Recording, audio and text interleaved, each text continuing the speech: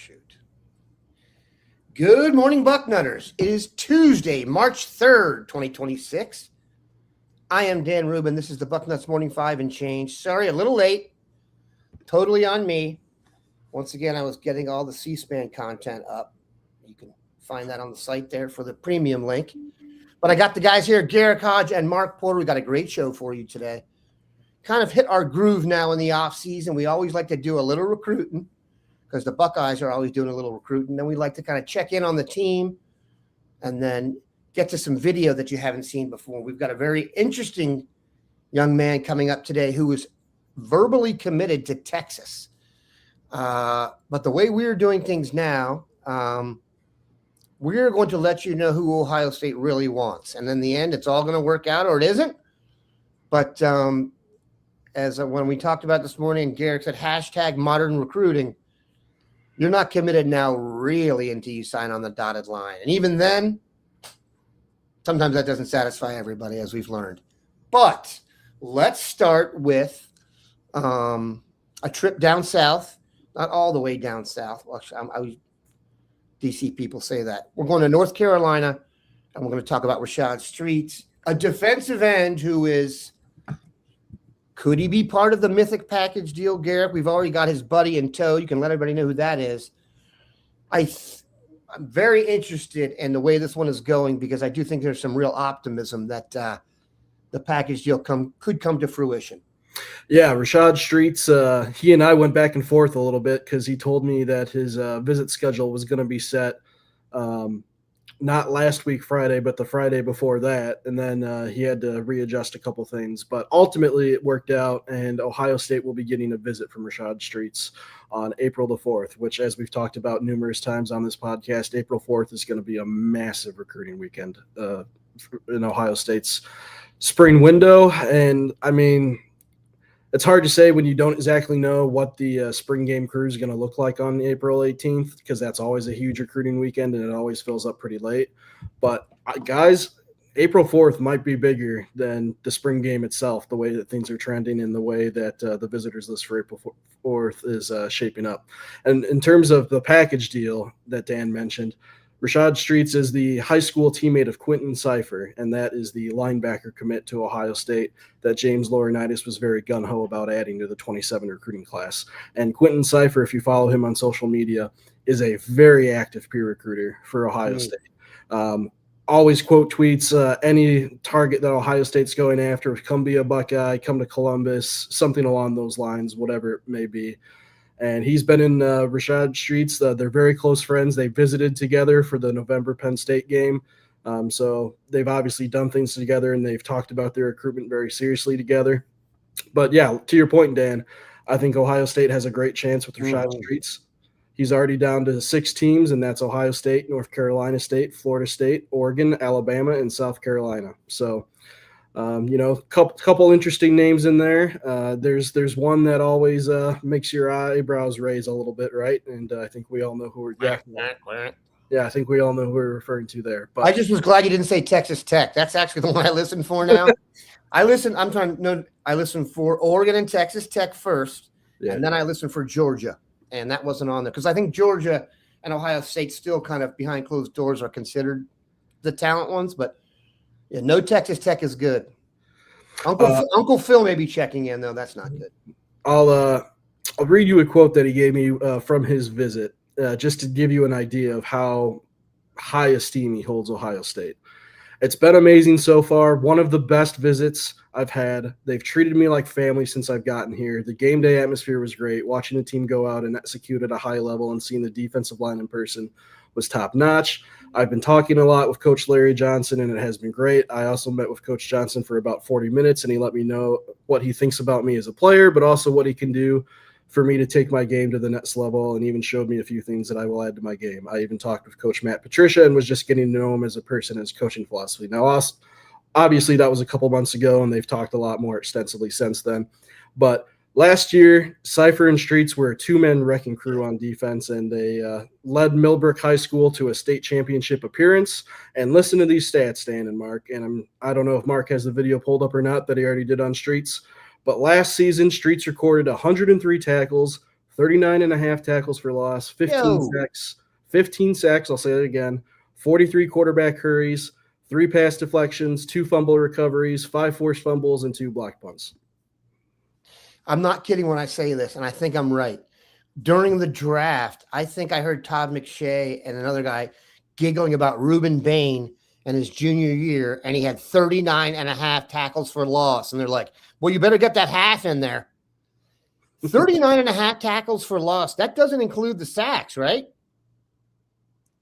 That's staggering. Yeah, I don't think that includes the sacks. No. Yeah, that's fantastic. Mark, your thoughts. That's hard to do. I mean, math-wise. Yeah, math-wise. I mean, like every third play you're in the backfield hitting somebody, you're getting there. I mean, that's really staggering. This kid has the get-off to do it. I mean, he is a get-off first-step master. When I first watched this, I'm just going to ask this to you guys. I didn't know his height, weight, or speed. When I saw 6'4", 230, my eyes lit up a little bit because he doesn't look that big or long here on this tape. He looks like a 6'2" linebacker or whatever. He's a kind of a tweener at 240 pounds. Is he a linebacker? Is he an end? Is he going to go to 260 or 280? You kind of get a look at his frame there. Or is he going to be a stand-up linebacker like you see there, the type of guy that it seems like Matt Patricia likes. He likes that guy on the edge that kind of gives you some weight and power but can drop out and do some other things in pass rush. And like we've been watching guys lately, they've all been pass rushers. And he fits right with that, theme of get to the quarterback, first step is blinding. That's a lot of production. Maybe that was 2 years. I don't know. I mean, I'm not sure. I mean, who knows? I wouldn't want to be a quarterback playing against him. And it spells for a long night. And I don't even know if offensive coordinators know how to set up chips and double teams and follow him around the formation and be that astute to try to shut a pass rusher like that down. And it's not like Cypher had poor numbers, by the way. You know what I'm saying? It wasn't like I guess there are some teams where you're the main man and you kind of are racking up all the stats because there's no one else to get after it. I will say this as you were discussing that, I was thinking about, does Matt Patricia like guys who come into college at about 6'4" and 230 pounds that can run, that can put their hand in the dirt and stand up? How do those guys turn out? Usually, put it this way. Everybody knows about them now, if they didn't before this weekend, and we will get to them. So that is a recruit we will follow. And as Garrick and I have hinted at as Garrick is putting together kind of the big board as we approach this in a more professional manner, I think you will see Mr. Streets on the above the fold priority recruit. So we will get to that. All right, let's talk about the recruit in question today. We're going to mix it up a little bit here. We don't always do this. If you want to see content about a wide receiver that's definitely coming to Ohio State, maybe you have to air quotes definitely, Jameer Brown, once again, put on a show. There's content all over. He just kind of looks like a man among boys when he's running out there. I mean, here's what jumps out about Jameer Brown when you watch him on tape. Not a small dude. He's looking, as you look at the DBs and stuff, he's starting to bulk up a little bit and look, I think he's going to end up playing at Ohio State at over 200 pounds, which is, I don't know if I ever thought that, which the idea of him being able to run like that at about 6 foot, 200 pounds, maybe one, and, he's literally the fastest of the fast. So that's just, you definitely want to be following Jameer Brown. There's some other interesting stuff going on with the NIL in the state of Ohio and his transfer, if you want to follow up on that. And we've got some content on that. But today we are going to talk about Easton Royal. Did I get that right? Yes. Got it right. By the way, that's a great name. Easton Royal is a professional athlete or maybe a private eye, but it's a great name. It's great for headlines. Royal Flush. We already used it. Can we Royal Flush him out of Texas where he is verbally committed? I will let you know that Mark checked back in with Garrick and I was like, this guy's committed. And we said, yes. And he's like, he is a monster. So now you know why they're going after him. Garrick, can you kind of lead us into his recruitment? Maybe the chances of him ultimately matriculating towards wide receiver U, and then we'll bring up some video to wet everyone's whistle. Yeah, by the way, I had the odds set at plus 100 that one of the three of us was going to call him Devin Royal if any of us had basketball on the brain. Fortunately, that It would have been me, and I didn't do it, so good. Yes. I would have called him Eddie Royal, the Broncos receiver. Could he be the father of? Time out. I covered Eddie Royal from the time he was in 9th grade. Wow. Okay. Eddie Royal, you guys know Paul VI High School, you always see everywhere. He was a backup guard on there, and he was a slot receiver. He transferred to Westfield High School, and I wrote an article saying, is Eddie Royal a good number 2 receiver? Because he had a kid named Paris Jackson there who was really good. Quarterback was Sean Glennon, who went to Virginia Tech. Tailback, Evan Royster, Penn State's all-time leading rusher. And I will say this about Eddie Royal. This is why he made it in the pros. Eddie Royal, when he caught the ball, his feet were always on the ground. You know that, Mark? You know that thing they want out of the slot guy? When he catches it, he can get up the field really quick because his feet are always on the ground. You can go watch a video of Eddie being guarded by Antrell Roll of Miami when he was at Virginia Tech and running away from him like he was nothing. He also offered to send me a pair of shoes once, and I said no. But go ahead, Eddie Royal chatter. Yeah. Not related. Not related. Easton Royal. I really hope they're not related that I know of, no. He is from New Orleans, and committed to Texas. And before we even get started, there's another certain school that is pushing very hard to flip this young man. I'm going to give you 3 guesses who. And Dan's already making – what's that? Is it in Texas? No. Think of where he lives. New Orleans. Oh, I got you. Yep. LSU. But LSU and Ohio State aren't the only ones coming after this young man, of course. Anyhow, Easton Royal, 5'11", 185 pounds, ranked number 24 overall in the country, the number 4 wide receiver in the country. Just to give you an idea of how Cortez Hankton values this young man, he was the first wide receiver that he offered since taking the Ohio State job. He was the first guy that he's like, all right, I want to make you a priority. I'm going to extend you an offer now that I'm at this job at Ohio State. Obviously, him being at LSU, he recruited Easton unsuccessfully. He obviously committed to Texas. But as we said, and Dan kind of alluded to it, hashtag modern recruiting. So nothing's final until the dotted line is signed. So right now, Easton has 3 official visits set up, and he's open to the possibility of adding more. He's taking his official visit to Texas on June 19th. He's taking an official visit to Tennessee on June 5th, and he's taking an official visit to Florida on June 11th. He also said that he's going to try and take an official visit to both LSU and Ohio State. So that's kind of your 5 schools that are really coming after Easton. Now, obviously, there's a lot of other wide receivers on Ohio State's recruiting board that they are showing a lot of interest in. We've talked about 2 of them extensively on the show. Monson Sales, the 6'5" freak athlete from Indiana, and then Eric McFarland, the 5'9" little speedster from Florida that I infamously dubbed a Tyreek Hill possibility one day. So they're not just going after Easton, but we've talked about Monson Sales. We've talked about Eric McFarland, and I think Easton Royal is right up there with these guys in terms of wide receivers that Ohio State is very much considering.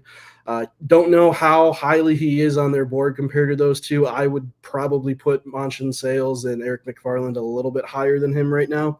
But if he gets an official visit scheduled on campus, guys, we'll know that they're serious and watch out. Mm-hmm. And Mark, take it away because I know you evaluated him yesterday and you loved what you saw. Sure. Dan, we have this question at the end of these breakdowns. It's like, how does he rank with the Ohio State receivers in Ohio? And Jameer Brown's the number 1 receiver in Ohio. And Jameer Brown ran a 10.3, 100-meter, and so did this kid. So, yeah, that's what you're about to see. And you ran timeout. Jameer Brown won the state championship too. Let's. It wasn't like he ran 10.3 and someone was faster. He's the state champ in the 100. So good gosh. Yeah, 10.38 is the Easton Royal time. Those are off the charts times when you consider both of these kids fit that mold of like 5'11", 6 foot, thickly built, 190 pounds. Not your 5'7", 160-pound flyweight that you usually see do that in track. So that speed jumps. As soon as you see that, you expect to see the highlight film. And I'll give this a play here. His film was literally Olympic speed, if anyone wants to know. Yeah. Like if they didn't pursue football, they could literally pursue the 4x1 team. I try to put some of his great catches in here first on some of these shorter routes because he had a highlight film of just running for 80-yard touchdowns for like 10 minutes. His speed, look at that. I mean, it doesn't look hard for him, and he's looking. He looks bigger than the ref down. He dropped the ref. This catch right here is about as good of a high school catch as you'll see going up and pulling this out of the air with one hand. Wow. That's pretty amazing body control. But this is kind of what his film is just running by people, and nobody can catch him the whole film. It almost is video game-like, the explosion and the speed. But I wanted to point out those balls. I mean, that kid's falling over as he runs. The safety had an angle over the top, and he's not getting there. So he's an angle breaker. He's a true coverage dictator. The safety's playing in the middle of the field right there. There's no chance. There's absolutely no chance. It's unbelievable that teams would let him do this to them if they had film on him. It seems like the rest of the field is moving slow, and that's what 10-3 looks like. So, boy, give me as many of these guys, Garrick, as we can get, and it doesn't matter who's calling plays. Mickey Mouse could be the coordinator, and these guys are just going to take it and go to the house. I mean, that 10-3 speed, I've been doing this for a while. It's not like you're saying, Dan shaking his head. You see a lot of 10-5s. You see some 10-6s, 10-7s. 10-3 is almost like check your stopwatch stuff. So you're Olympic level track star if you want to be that fast. It's time him again. It's make sure it was documented at a track meet. How was the wind that day? But when you see the film, and there's 8 minutes of stuff I'm not showing you on the film that's just as impressive. That, boy, he does dirty work. He'll block. I mean, there's a lot to this kid to like. I think if they can pull him away, and if this becomes an NIL thing, he's going to be worth someone's going to be next to Jameer Brown. And the last couple options we've showed, I'll take either one of them. Yeah. I would consider it right now in terms of likelihood he's wearing scarlet and gray. I would take the field over Ohio State right now for sure. But I would be remiss if I didn't say that Ohio State has at least a puncher's chance in here. They've been on him. I think they're going to continue to be on him until they either get a visit set up and then they're going to ramp up their pursuit even more, or if they know that you got a really good track on landing one of those two other guys that we discussed, then obviously they might back off a little bit. But until one of those two things happens, I would say Ohio State's got a puncher's chance right now. They need that visit set before I raise an eyebrow and go, we might have something cooking here. But like you said, Mark, one of those 5 schools that are coming after him hard are going to end up with a hell of a player. Yeah, very, very impressive. Just can really run. All right, here we go with a transition. He runs so fast. Do you think he's faster than Lorenzo Styles Jr.? No. Holy cow. So I know we've all talked. So we talked a lot about the combine leading into it. I was considering doing an I told you so kind of thing, but I don't really think I said anything that was that revolutionary about Sonny. Like we said, he was built for the combine. We did preview that combine pretty good on Thursday with Reese and some of these guys. They said a lot of the same stuff we said afterwards with your box checking and stuff. It was pretty funny to see the national guys, but at the Styles, Lorenzo, I don't think we weren't on that. Like that is what I wanted to talk about. I did hear. We knew what was good, but that time blew my mind. But you know what? I went back to when I saw him in high school at tailback, and he was the most electrifying tailback I saw. I mean, he single-handedly was just all over the field, and I always wondered, why didn't he go as a tailback? It maybe wasn't big enough or something. Right. But that speed that I saw of him in the playoffs, and I saw him a couple times that year, I'm like, okay, that checks out. I just never saw that on defense. And I'll make a joke here, but with 2 linebackers that run like the linebackers we have and the way he ran and Nick Minoson, maybe Matt Patricia isn't a genius. Maybe these guys were just really damn good. And I say that tongue in cheek, but it's not mutually exclusive. Yeah, I mean, when you have speed like that, you shrink the field. It's hard to find spots to throw into and breakaway runs, and maybe it makes sense that we were under 10 points a game. There's a lot of talent on that field. Full disclosure, I can't remember when or who exactly I heard it from, but I did hear a couple months ago that sneakily someone thought that Lorenzo Styles was in the running for the fastest player on the team. And I heard that nugget, and I was like, huh, okay, interesting. And I didn't really think much of it at the time because we were knee deep in football coverage season. And then I thought back to it when I saw him run. And I was like, wow. Too. Like there are times when guys run the 40 there that you're like, I don't know, but that he looked like he was flying. You know what I mean? I was like, it jumped out to me. Well, let's talk about Arvell and Sonny. Sonny was really impressive physically. I saw some things like people were blown away by Arvell and the bag drills and stuff. And when he ran that 40 and got it and was kind of swearing to himself, like, good job, it's just, who would stand in front of that guy? That just makes no sense to me. Just so impressed with both of them. And, we tease this. They both also, and you can speak to this, Garrick, from knowing, they both also apparently crushed the interviews. Like, I knew Sonny would. I haven't had as much contact with Arvell. I mean, I knew Sonny's literally built in a lab for the combine. I'm telling you, every single thing you go down to the basketball, to the dad being a pro, to the block O, to the, he's only just turned 21. I mean, every single box. The question is this: is he better at the combine than football? And the answer may be yes. And because he literally had like the best safety in the league put up a tweet like, don't put my numbers next to his again. You embarrassed me in front of everybody. So maybe talk about what it was like to watch that, see it come true, and then any other comments on guys you saw at the combine from Ohio State that jumped out at you.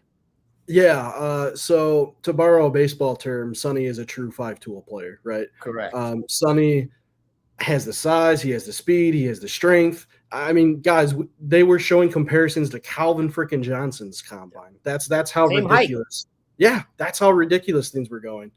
I mean, hey, he had a faster 40-yard dash than Carnell Tate, to give you an example of how fast he was moving there, right? But you can pull up Sonny's combine performance if you want to see it while you're talking. Yeah, sure, go for it. Yeah. But, Go ahead. Yeah, but so I knew that Sonny would also crush it in the interviews because whenever he was at any media availability, he was charismatic. He was very complimentary of his teammates. There's a reason he got named the Block O, right? And he's been like that ever since he was 16 years old and as a high school recruit. He's just been very when he speaks up, people turn their heads and they listen. Like he is I don't want to say he's anything but loud. Yeah. Anything but loud. Yeah.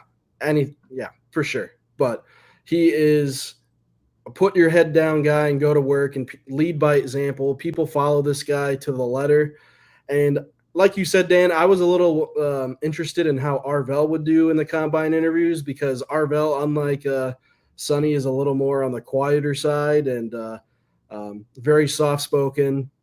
And at media sessions, he's like Sonny. He's been very complimentary of his teammates. He's been very shy to boast himself up. But upon further review, I should have thought that NFL guys were going to love that because they're going to get a guy that he's not going to cause a headline every third day. He's just going to get in there. He's going to do his job, and he's going to go to work. And honestly, if an NFL GM can hear, okay, this guy is not going to be a distraction, that's music to 32 NFL GM's ears. And obviously, both of these guys meet that and more. But the thing that I'm interested to get your take on, and Dan, I'm bringing it to you specifically because I think maybe one of your favorite people in football is behind this. Did either of you see the story about Caleb Downs might have a small knee issue? Oh, I saw it. Yeah. Are you actually accusing me of releasing that information? Oh, I'm not accusing you of releasing because it. I will not let you see my phone. I'm not. Well, so I might be accusing of throw some meat on that. Let me throw some meat on that. One of the other boxes that was checked by Arvell and Mr. Styles is that they worked out. Guess what they didn't have to do? Work out. And they didn't Arvell didn't do everything. But people don't run the 40 if they can't run the 40. Now, we know this now because every position group was the fastest it's ever been except the quarterbacks, which means the guys who weren't fast were like, no thanks. But the idea that they would go up there and do everything when they were already projected to be that high And everybody knows you can go work out at Ohio State and improve your numbers. And some guys wait to do that. They didn't do that. So you'll never see, I hope, for their sake, Arvell and Sonny are done working out. You want them to work out now? They can be like, check the tape. Mel Kiper even said that, like, there's no need for them to do that anymore. Caleb Downs, okay, doesn't check all the boxes. Now, stop, breathe, and understand what I just said. That's just as an evaluation tool. We all know that on the field, his level of play was beyond reproach, but he's only about 6 foot. They'd rather a safety be what, 6'1.5", 6'2". He's 205 pounds. There's now word that he may have a slightly injured knee. Keep in mind, man, they push and pull. They get the doctors really get into this. That's really the main reason for the combine. The original reason was to get them all in one spot for the doctors. So it is not uncommon. There was a Michigan defensive lineman. They found a heart problem a couple years ago, I remember. So they find stuff there. The question now is, and I think Garrick alluded to this, how important is it? Who released that information? Are people trying to push Caleb down to the Cowboys at 12? That's I will tell you who's now. If you go look at the drafts now, you see who's getting them.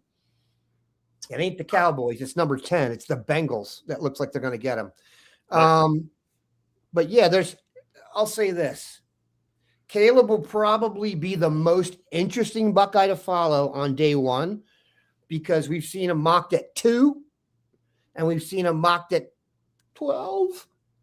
That's the Cowboys. But I saw something last night where the guy was like, convince me not to take Sonny at 2. And there are drafts coming out now where it's 1 Mendoza, 2 Reese, 3 Styles. And now the Redskins are at 7. The Commanders, I don't know, you're not getting them. Which is, go ahead. Pull up the video while you're talking about Sonny. This is something you talked about, and you might be in the stands here, but look at these dunks. No, it's the blocks. Yeah. I don't mind the dunks. The dunks are great. It's the block. It's just like that's the athletic ability in high school of a kid like that is just unbelievable. But he had a great basketball IQ too. He was a great passer. He could run the point if he had to. It's like, I don't know, dude. I told you the first time I saw him was Alex Styles at Flying to the Hoop, the 6'4" power forward. I'm like, oh, they're starting like a senior linebacker to kind of get rebounds. They're like freshmen. It just blows the mind. Big time impressive athletic ability. So for the people that are watching at home, that's a heck of a basketball film. I told you, dude. It's athleticism wise. I think we've solidified that he's going to be the one everyone gets measured against going forward. He's going to be the other side of that graphic now for the great linebackers. All right. Besides those guys, did anyone, in your opinion, Garrick, can go first, based on what you saw, help, hurt, or affect their status?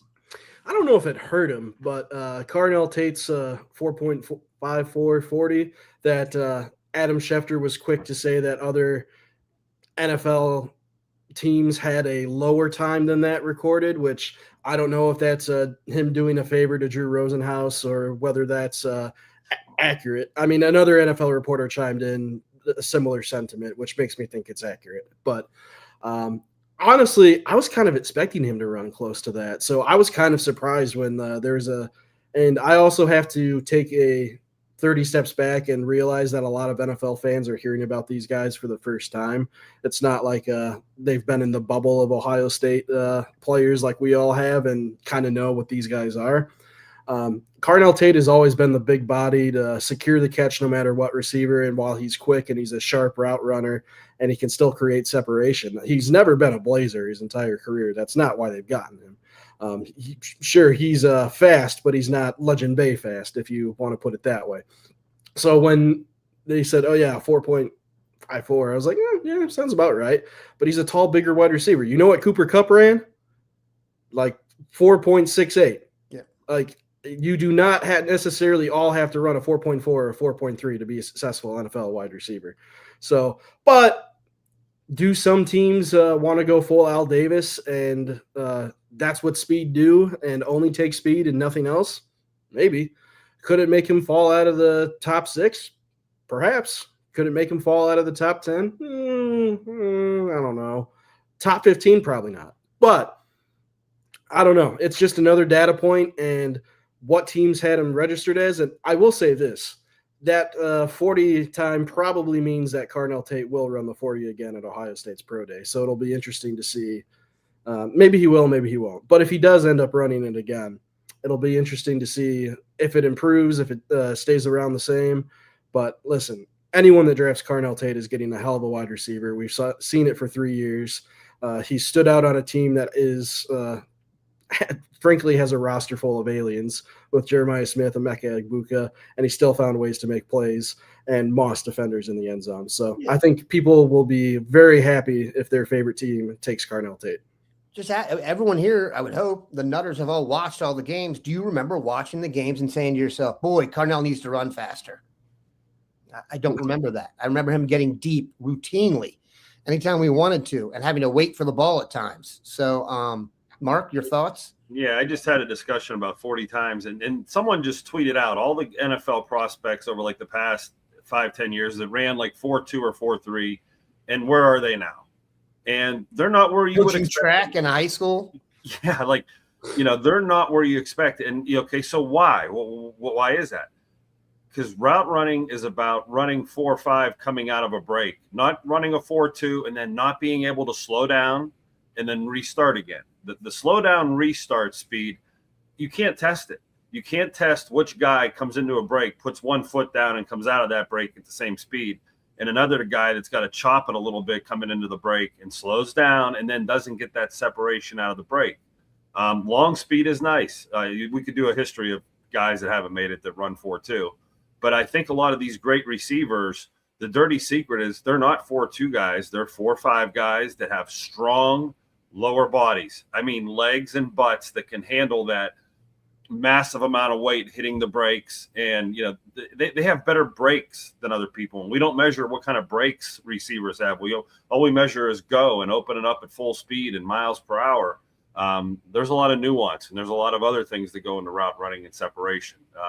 I know Jarvis Landry and Anquan Bolden weren't very fast, and those guys were open for years. Okay, sorry for the getting up on the soapbox about 40 times.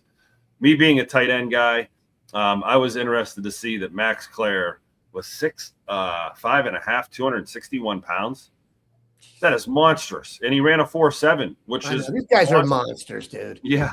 Like, geez, oh man. Like, okay, and he's gonna be a third, fourth. Like, I don't know what that does for his draft stock, but that is much bigger and faster than I originally thought he was. I know Ohio State gets to take a little credit for his final development there, and that's nice to go on their resume. But wow, I think he is an NFL prototype tight end these days. The guy that can stand in line and block, and he's fast enough to hurt you. He's never none of these tight ends are ever going to beat DBs the way they run, but boy, they'll beat linebackers all day. I think Max Clare will be the cliche. He'll be a better pro than he was a college player guy, because he'll get into a system maybe where the tight end's a little bit more of a focus. I thought Davison Igbinosun showed himself pretty well. I have a feeling that Davison Igbinosun is like, the term pet cat. Have you guys ever heard that term? That is like guys who do the draft have a guy they love that they don't tell anyone about. And it's, he's your pet cat. They don't want anyone to know about it because they don't want word to get out, and they want to be able to massage his draft stock. I have a feeling Davison Igbinosun could get picked at the end of the second round. I've seen projections as high as the fourth. I just don't think that's going to happen. I think he ran well enough. He measured out almost prototype size. So very interested in that. And then who else worked out that was interesting? I think all we'll end up remembering out of this is Styles, Arvell and Styles. The Sonny one's going to go down. It's going to be legendary. And keep in mind, this is all going to come back up again come draft time, come pro days and such. Next year might be a little more interesting because there might be a question if one of the players on the team is going to throw. And that always is interesting because we are looking next year at a draft of quarterbacks that is supposed to be legendary. I would not be surprised if there's a little Arch Manning, Julian Sang chatter by the end of the year, but we've gotten ahead of ourselves again. All right. Appreciate these guys stopping by. Have a good one.